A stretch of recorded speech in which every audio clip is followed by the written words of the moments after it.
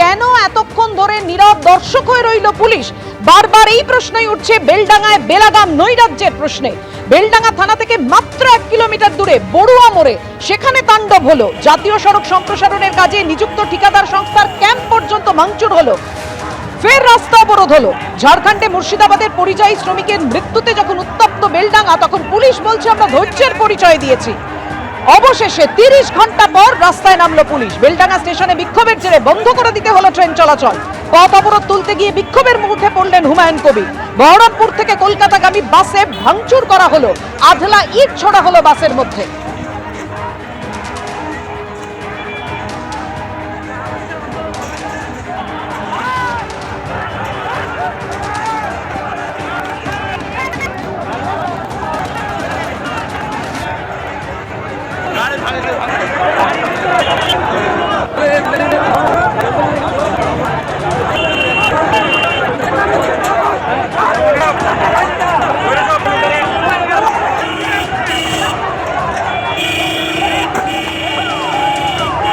যেভাবে উত্তপ্ত হয়ে উঠল বেলডাঙ্গা গতকালকের পর আজও আক্রান্ত হলো সংবাদ মাধ্যম।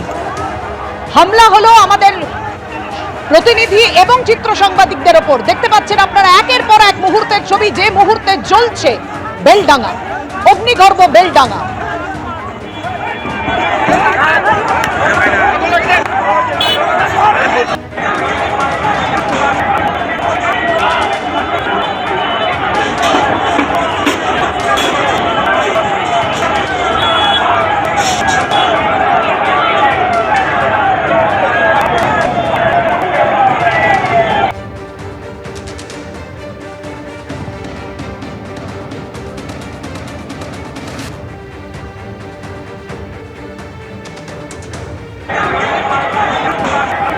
আর কিছুক্ষণ আগেই সাংবাদিক বৈঠক করে পুলিশ সুপার সাংবাদিকদের সামলে যাওয়ার পরামর্শ দিলেন। দেখুন কি বলেছেন তিনি।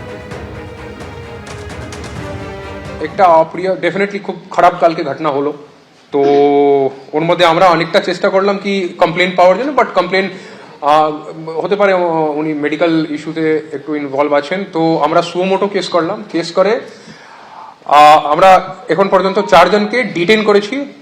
ওখানে যে মেন লিডার ছিল, ওর নাম আছে মতিউর রহমান, যে কালকে ও যে রেসপেক্টেড যে লেডি জার্নালিস্ট আছেন, ওনার উপর অ্যাটাকের মধ্যে ইনি মেন। কালকে ওই ঘটনার মধ্যে ছিল, আজকেও ছিল সেম বড়মা স্পটে, লেকিন কালকে কিছু করেনি। আজকে যখন মেরেছে, যখন ভিডিও আমরা পেলাম, তখন আমরা যখন কম্পেয়ার করলাম, তো উই ফাউন্ড কি এরা ছিল। তো এই 4 জনকে আমরা অ্যারেস্ট করে ও পার্টিকুলার কেসে আমরা পাঠাবো, যে জার্নালিস্ট ইঞ্জুরি যে কেস আছে কালকে। এছাড়া বাকি টোটাল যে 30 জন আছে, 30 জন মধ্যে আমরা এখন যে ডিফারেন্ট মিডিয়া দেখে আমার যে ক্রাইম টিম আছে, সাইবার টিম আছে, ও ম্যাচ করছে কি সবের अगेंस्ट কোথায় কোথায় কোন কোন ভিডিওতে এভিডেন্স আছে, এই ভিডিওতে দেখা যাচ্ছে একে ভাঙচুর করতে, এইসব এরকম করে আমরা ইয়ে করছি। টোটাল 30 জনকে যে তুললাম, ওকে কেস ভেরিফাই করে আমরা কোর্টে পাঠাবো। এইগুলো যে সিচুয়েশন আছে ওখানে যাচ্ছে, একটু নিজে চিন্তা ভাবনা করে রাখবেন। যখন আপনি বলছেন, একটা সেন্টিমেন্ট আছে, একটা মাইগ্রেন্ট লেবার ইস্যু নিয়ে অনেক দিন থেকে চলছে। অনেক জায়গা আমরা যে আলাদা স্টেটগুলোতে লোক যখন পুলিশ ডিটেইন করে রাখে, তারপর আমরা কথা বলে অনেক লোককে বের করে নিয়ে এসেছি। লেকিন একটাই সেন্টিমেন্ট আছে, লোক এখান থেকে বাইরে গিয়ে কিছু ঘটনা ঘটছে যেখানে লোক মার খাচ্ছে।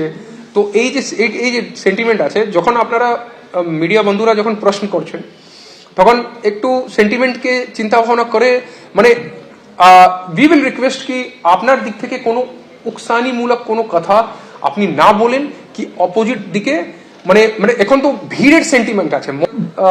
একটা রিকোয়েস্ট থাকবে পুলিশ দিক থেকে কি এখন আমরা অনেকটা কি আমাদের সিচুয়েশন কমপ্লিটলি আন্ডার কন্ট্রোল আছে, বাট যখন এইরকম সিচুয়েশন হলে একটু নিজে একটু পরিস্থিতি দেখে চেষ্টা করবেন কি আপনার কোনো, আপনি যা আছে ফ্যাকচুয়ালি আপনি রিপ্রেজেন্ট করুন। কোনো আপনাকে কেউ কোনো মানা করছে না, আমাদের পুলিশ সবসময় আপনাদের সঙ্গে আছি, আমরা আছি। বাট কথা বললে একটু চেষ্টা করবেন কি কোনো ইনস্টিগেট করা না হোক। ব্যবস্থা নিয়ে আর পরিবর্তে উল্টে সাংবাদিকদের পরামর্শ দিচ্ছেন পুলিশ সুপার। আর কি বলেন সুকান্ত মজুমদার, দেখুন। আমার তো মনে হচ্ছে মুর্শিদাবাদটা ওই মোল্লা ওমরের আফগানিস্তানে পরিণত হয়েছে, এবং মুর্শিদাবাদের এসপিকে দেখে মনে হচ্ছে তিনি তালিবানদের কোনো ধর্মগুরু আমাদের সাংবাদিকরা কি করবে, মহিলা সাংবাদিকরা কি করবে, এই বিষয়ে তিনি এখন দিশা নির্দেশ দিচ্ছেন। তার কাজ সেটা না, তার কাজ হচ্ছে যখন এই ধরনের হুলিগ্যান্সরা, দাঙ্গাকারীরা রাস্তায় নেমে যখন দাঙ্গা করতে চায় তাদের মাথা ভেঙে দেওয়ার দায়িত্ব হওয়া উচিত হচ্ছে সেই পুলিশ সুপারের। তিনি সেটা না করে এই সমস্ত কাজ করছেন। অপদার্থ পুলিশ সুপার, অপদার্থ পুলিশ মন্ত্রী। এবিপি আনন্দ এগিয়ে থাকে, এগিয়ে রাখে।